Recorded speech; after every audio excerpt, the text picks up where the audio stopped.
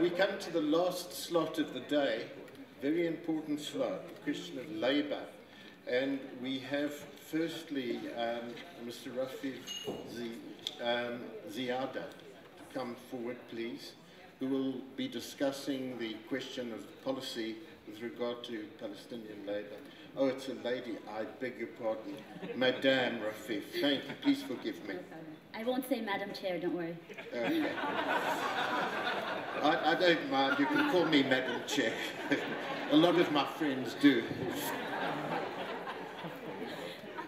Thank you, Mr. Chair, and thank you to the jury and members of the audience. I realize it's been a very long and dense day. All I can say is please bear with me. I am only one of 3 Palestinian women speakers on the list of the speakers to the tribunal, so please bear with me. This submission is on behalf of the Palestinian Trade Union Coalition for Boycotts, Divestments and Sanctions. PTU-BDS is the largest coalition of the Palestinian trade union movement, including federations, professional unions, and independent trade union blocs. We work to advance boycotts, divestments, and sanctions in the international trade union movement. As this is a people's tribunal, I thought it was very fitting to Could you go a little slower, please? Sure. It's because I'm trying to fit in so much in 10 minutes. Don't worry. Okay. I'm prejudiced in your favour. So just take it easy and at a good pace. Nice, slow pace. Thanks. As this is a people's tribunal, I thought it was very fitting to start with people, ordinary workers. I myself am a refugee to Lebanon. I come from a family of construction workers who have built some of the finest buildings that still exist in Beirut to this day. However, the people that built these buildings were murdered in Beirut's refugee camps by Israeli-trained militias. Today, as we speak, there's Palestinian workers stopped at checkpoints that can't get through, being held up by 18-year-old soldiers. There are farmers watching their land but unable to get to them. There are Palestinian tour drivers showing tourists parts of Palestine that they cannot get to and having to smile while doing it to make a living. The ethnic cleansing of Palestine in 1947 and 48 that led to the flight of over 3/4 of the Palestinian population is the starting point of any explanation of the evolution of Palestinian labor conditions. Palestinian workers today are spread across many geographical regions. Refugees like myself denied our right to return to our homes. Those living in the West Bank and Gaza Strip, in scattered population centers, divided from one another by Israeli settlements, military checkpoints, and Israeli-only highways. And finally, there are Palestinian workers who are citizens of the State of Israel. Each of these groups of Palestinian workers face harsh conditions to various degrees, but their conditions stem from the multi-tiered system of colonialism, occupation, and apartheid imposed on them by the Israeli state. To assess whether the State of Israel is practicing apartheid in relation to the Palestinian workers and farmers, this submission draws principally on the definition of apartheid contained in the International Convention on the Suppression and Punishment of the Crime of Apartheid. The Apartheid Convention condemns all measures calculated to deny members of racial groups the right to work. The right to work of Palestinian workers has been impacted since the creation of the State of Israel. Today, institutionalized measures are enacted to discriminate against Palestinian workers through a system that restricts movement, enforces permits to control movement, and destroys the Palestinian economy. It's worth noting that since its inception, the Zionist movement and the Zionist project has attempted to segregate between Jewish and Palestinian workers. The Israeli Labor Federation, the Histadrut, a quasi-state institution involved in the colonization of Palestine, did not allow Palestinian workers to join until 1960, and continues through its structures to discriminate against Palestinian labor. It is not only Palestinian workers in the West Bank and Gaza that face institutionalized discrimination, but also those employed in Israel. And just to give you one brief example quickly, because of the time limit, of the 40 towns in Israel of the highest unemployment rates, 36 of these towns are Palestinian towns. One way in which in the State of Israel they discriminate against Palestinian workers that are citizens of the state is through the use in job questionnaires of whether someone served in the military or not. Palestinian citizens of the state do not serve in the military, they're exempt from serving in a military, which means this often discriminates against them from finding jobs. Moving on to the situation in the West Bank and the Gaza Strip. According to the Apartheid Convention, one of the measures that define apartheid are any measures, including legislative measures, designed to divide the population along racial lines. Israel has carried out a systematic Bantustanization policy that fragments Palestinian areas, ghettoizing the population. The apartheid wall, for example, consists of a network of concrete walls and electric fences, creating 3 Palestinian ghettos in the West Bank and locking thousands of Palestinians inside their towns and villages. Again, to give but one example, the city of Qalqilia has been surrounded since 2002 by an 8-meter-high concrete wall, cutting off 41,600 residents from the outside world. The unemployment rate in Qalqilia rose to 67%, and 10% of the population had to leave the city in order to find jobs to make a living. This, of course, is despite the fact that this wall has been declared illegal according to international law. The wall and its associated infrastructure of settlements, military zones, and roads annexes 48% of the West Bank.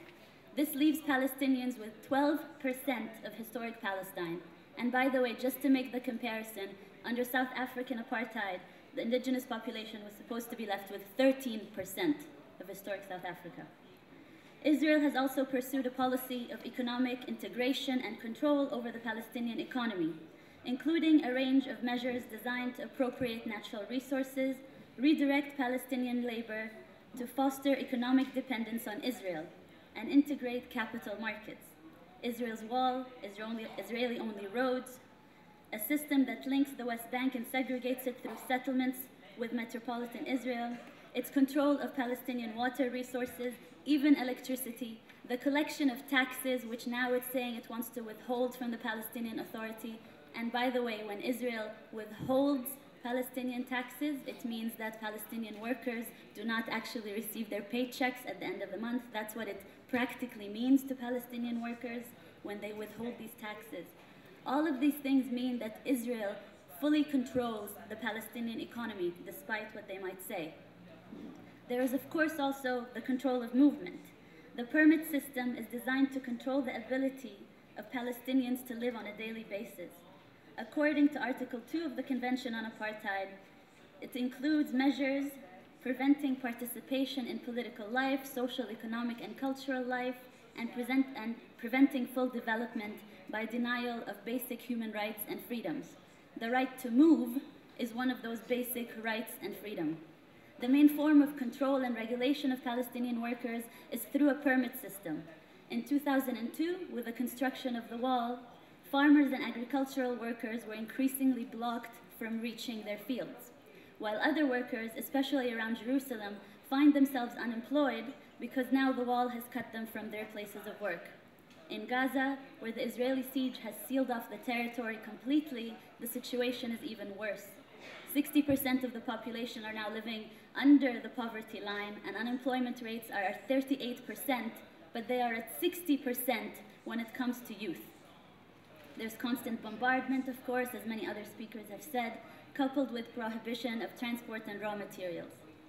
Many people who rely on this permit system, and those who are people who try to get them constantly, having to go to the Israeli authorities to provide them with these permits, their lives are also controlled because you are giving this permit on a security basis. So you have to get an assessment by the security forces.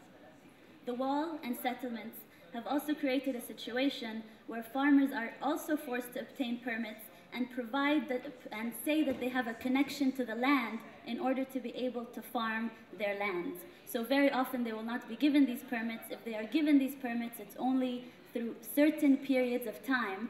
And if anybody is a farmer, they know that you need to maintain the land on a constant basis if you want to farm. Now, as Palestinian workers and farmers face apartheid conditions, the response of the international community has been to sustain this system that Israel imposes through development aid and neoliberal development orientation that tends to cement Israel's stranglehold over the Palestinian territories instead of actually challenging it. The World Bank and one of our favorite people in the world, Tony Blair, who happens to be the Quartet envoy, keep pushing for the idea of industrial zones as a form of development. Most of these industrial zones are being built around the area of the apartheid wall. And again, due to lack of time, I think one of the best ways to describe what these industrial zones are meant to be are like the maquiladoras that are on the borders between the US and Mexico. Till this point, nobody knows what the labor laws are going to be in these areas, guaranteeing that there's going to be a period of time where there isn't actually labor laws. It's estimated that by 2025, we're going to have about 500,000 Palestinian workers that rely on working in these industrial zones. And by the way, one of the key tricks about these industrial zones is that it's supposed to be Israeli capital or Israeli machinery, international capital with Palestinian capital as well. And this is seen as the development model being pursued for Palestinian workers.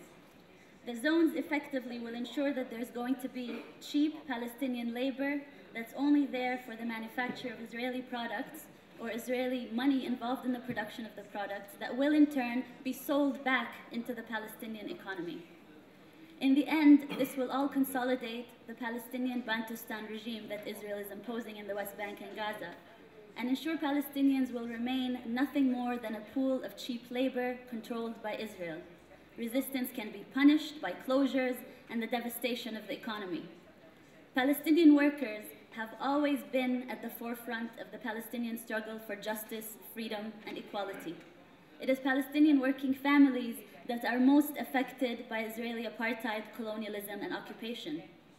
However, Palestinian workers are not looking for charity from the rest of the world, or to soften apartheid, to ameliorate apartheid, or to give us more apartheid jobs for the economy so we can live on basic survival, but to actually end this racist system once and for all.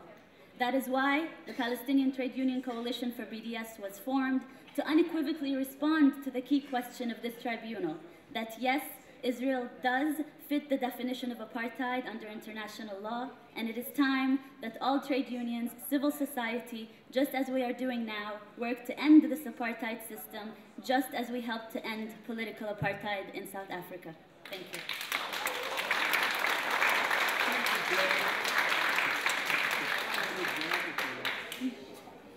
Well, I think it's quite understandable, Pierre, but please maintain a discipline here, otherwise I'll get into trouble from that man. But thanks so much, and I would say thanks for helping to lift spirits too. A few questions, two questions for you possibly. To the jury, Cynthia, thank you. No, I defer to. Okay, well, I thank you very much. I wanted to know the extent to which treatment of Palestinians inside Israel qualifies as one, persecution, and two, I guess, apartheid. I'm not a Palestinian citizen of Israel, and I think there's many people who will be testifying and giving submissions who have worked very closely on the situation of workers inside Israel. However, there's a very important report that was put out by an organization called Adala that I will give forward as a submission about discrimination against Palestinians inside Israel. It includes 23 laws that are on paper that discriminate against Palestinians and has an extensive section on the discrimination against Palestinian workers, highlighting that the most affected are actually Palestinian women citizens of Israel. So I'll give that as a submission. Stefan, thank you. We have reports about a constant increase in the last 2 or 3 years of economic rise in the West Bank, with a lot of construction going on in Ramallah elsewhere. We also have reports of movements within Israel fighting for human rights, such as B'Tselem, such as Medics for Human Rights, and others. It is, of course, a question how much of that effort has any effect on the way that the Palestinian people is living its present condition of life. Thank you. On your first question that has to do with an economic boom and a construction boom within the Palestinian territories, I think with the financial crisis going on today, we have to be very, very careful of neoliberal economics that tell us everything is going fine when we see the entire economic system crumbling around us. The development model being followed in Palestine is a very neoliberal economic model. It is true that there is a construction bubble that will burst one day and that will not be good, specifically in the Ramallah region, because that has become the hub of all the NGO sector, and also for Palestinians to work, most of them are having to live inside Ramallah because they don't have to cross the checkpoints. However, what people most often don't talk about is Area C of the West Bank, which actually has higher poverty levels than the Gaza Strip. So certainly the economic strangulation is very clear and very obvious. The idea that there's a boom completely does not exist whatsoever. And the Israeli stranglehold over the economy is very clear when they just have to say we're not going to pay the taxes, which are Palestinian taxes that are owed to the government.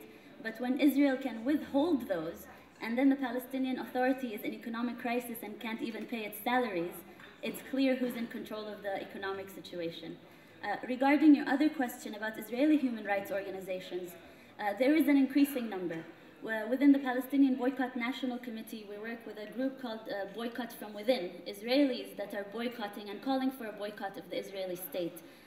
More and more of these groups are starting to come out.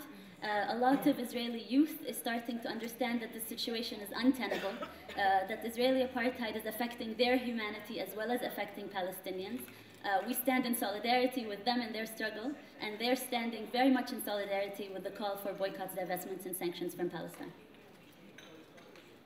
I want to thank you very much indeed for a very excellent presentation. Thank you so much.